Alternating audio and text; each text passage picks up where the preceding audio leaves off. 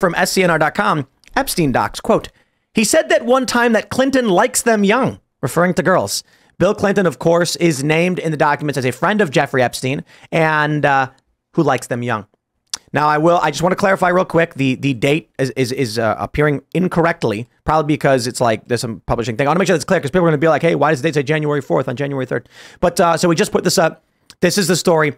The documents have dropped and the site that was hosting them crashed almost instantly. Now, we're going to be very, very careful on this one. The documents have just come out. These are court records and the names are all unsealed. So not every single name. A few names are being withheld because they're saying that their lives are in danger. But of course, Clinton was expected to be named. He is named. So far, I can't say, based on the work our journalists and other journalists are doing, that Bill Clinton is directly implicated in overt wrongdoing. We do know that Clinton was a friend of Epstein's who flew on the plane, and that let me read the story for you. Bill Clinton was prominently featured in the newly unsealed documents from the Epstein case. Court documents connected to Epstein's sex trafficking were unsealed and made public on Wednesday evening. In a document titled Exhibit 5 from Virginia Giuffre v. Ghislaine Maxwell, there's a transcript of the deposition of Johanna Sjoberg. How do you pronounce that? Sjoberg has accused Prince Andrew of sexual abuse when she was a minor, which she says was orchestrated by Epstein and Maxwell. During the deposition, Sjoberg was questioned by Giuffre's attorney, Sigrid S. Macaulay, about former President Bill Clinton. Do you know if Bill Clinton was a friend of Jeffrey Epstein? Macaulay asked. I knew he had dealings with Bill Clinton. I did not know they were friends until I read the Vanity Fair article about them going to Africa together. Did Jeffrey ever talk to you about Bill Clinton? Questioned Macaulay. Quote, he said one time that Clinton likes them young, referring to girls. Oh boy. He said, I had dealings. So this is actual from the court documents. Sjoberg said she did not meet Clinton or personally see him on the island. Clinton was previously identified in the Epstein case as Doe 36. He is named in dozens of the redacted court filings. So, first name on the list everybody was looking for and expected to see. ABC News, a bunch of outlets said Clinton would be on it, is on it. What can we extrapolate from Epstein saying he likes him young? Look, let's hold our horses a little bit. First, I give Bill Clinton very little benefit of the doubt, nor would I give Epstein. In these documents, there are accusations. I mean, these are shocking things. Mario Nawfal on Twitter posting an excerpt that a woman claims Epstein had Alan Dershowitz rape her, and she was a minor. So when Epstein says he likes him young, what do you think young means to a guy who's trafficking minors? Yeah. I ain't giving any of these people the benefit of the doubt. Yeah, I think the standard here is that they're all minors. So when they say he likes them young, a super minor. That's the implication. Prepubescent is almost what, like, I don't know what that means, but it means doesn't mean anything young. Good. Well, this is the terrifying and creepy thing. If these guys we know are trafficking minors and they say he likes them young in reference to the already underage girls, yeah, it sounds like these are young children.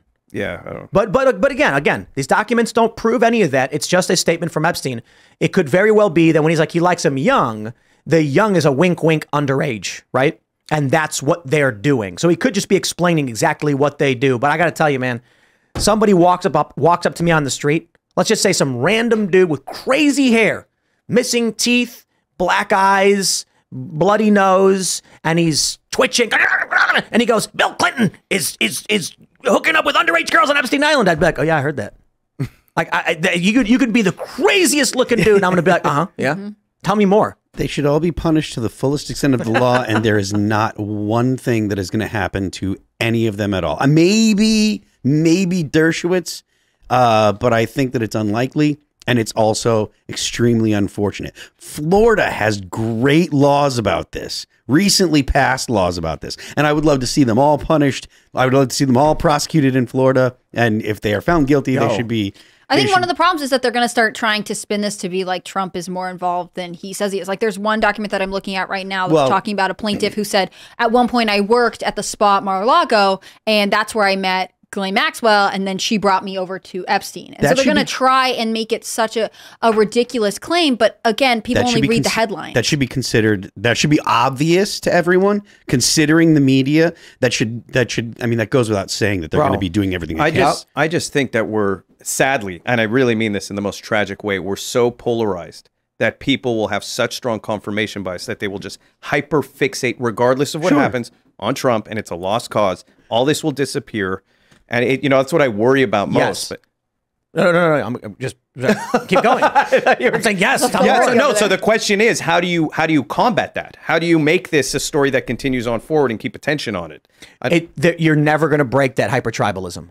And so the fact that we now have these docs and these names and these accusations, again, they're still accusations by witnesses because this was not a criminal trial. But I think when you get a woman saying that Dershowitz raped her, we should be like, hey, maybe we should continue that investigation into this guy. Because we have an accusation from him. Hey, Me Too, remember? Yeah, Me Too goes out the window when it's not convenient anymore. That's right. But I want to add to this, man. It is day 3 of 2024. Y'all knew it was coming and coming So quick. rough. I tweeted, it has begun on New Year's when 2024 strikes. And apparently that freaked people out. As I'm told, people were, I'll keep it a little bit private, but people were like, yeah, that really freaks people out. And I'm like, I didn't say that. I said it says 2024. The Epstein documents. It's like we're sitting on a powder keg and somebody walked up with a couple 5-gallon drums of gasoline and placed them on top of that powder keg and then gave us a wink and walked away. Because like you're mentioning, Hannah Claire, with mention of Trump in it, it's going to be, I said this was going to happen. I said the other day, Trump's name will be in it. And the media is going to say Donald Trump named in court documents. No one on the left is going to research it and care. They're going to run with it and be like, see, that proves it. Yeah, we're headline driven. And then the narrative is going to become about that. This should be a wake-up call to the entire country. When you really think about what's going on here, when you really think about how corrupt, deep, and sick this is, like, it's so disturbing. And yet somehow we're sitting here, we're talking about it. It's not even something you talk about. I'm actually waiting a little bit before we get, because we got these segments planned. I want to get into this stuff, like the Dershowitz stuff. Yeah, it's sick. Understatement. Someone super chatted, Soul Kitchen said, sounds like the October surprise came early. Oh, no. See, if this is Wait January. until, if this is January, you wait until October. This is great. Look, the documents come out an hour ago, and some of the tweets that are already going out are like, I'm scared to say, not because of political stuff, it's because people got kids at home that are listening. You're going to have to explain when you read through court documents about what Dershowitz is accused of doing, Brunel is accused of doing, and then Brunel turns up dead.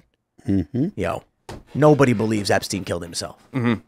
No, even if he did, we talked about this last night, even if he did kill himself, it kind of doesn't matter because he killed himself because of what was happening. So because everything but not because of guilt, because he doesn't want to face any yeah, exactly. But the point is what he had done, and the consequences would be so dramatic because he's done such terrible things. He didn't do them by himself. I just like to point out, we know that, okay, first, let's start from the beginning. Powerful government leaders order the murder of people all the time. Yeah. It is not a conspiracy theory to say that Barack Obama ordered people dead. It is not a conspiracy theory to say that Barack Obama ordered the killing of American citizens. Without due process. Without due process. We know this for a fact, yes. But we can be careful. We can be careful because there's arguments in the press about what really happened with the killing of Anwar al-Awlaki and Abdul Rahman al-Awlaki, and there were other American citizens. But no. Barack Obama ordered these military actions which resulted in the death. I like to be fair about it, right? If we know in the New York Times, bang, 16-year-old American citizen killed by Barack Obama, and when the Obama administration was questioned, they said, whoopsie daisy, we were targeting someone else. When Luke Rudkowski's team, We Are Change, when they questioned, it was Charlie Gibbs. I can't remember who I want to be careful. It's been 10 years. But when he questions these guys and says, why was an American citizen killed? The guy goes, he should have had a better father. And that is what the president is doing. So it's crazy to think that with Epstein, nobody believes he killed himself. This other guy, Jean-Luc Brunel, who was found dead in his prison cell, nobody believes he killed himself. Everybody was like, how long until Ghislaine is gone? It's crazy to think that everybody knows. I love this saying, it's a secret to everybody, right? You know that one from Legend of Zelda? Meaning it's a secret. Everybody knows it's true, right? It's like we're supposed to pretend that that there's no one out there just killing the enemies of powerful elites. It's a conspiracy out in the open. Exactly. Yeah. But it's crazy to see their whole mechanism for doing this is broken. Well, I mean, they're just doing it in your face because they can. I mean, the conspiracy now is not that Epstein didn't kill himself. It's that Epstein did kill himself. That's the minority That position. would be the weird position to take for sure.